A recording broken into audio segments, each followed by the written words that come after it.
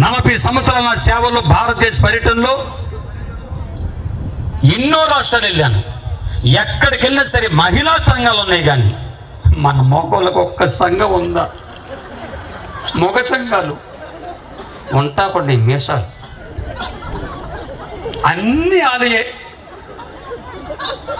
మీకు తెలుసో లేదో, నేను విజయవాడలో తెలంగాణ బస్సు ఎక్కాను.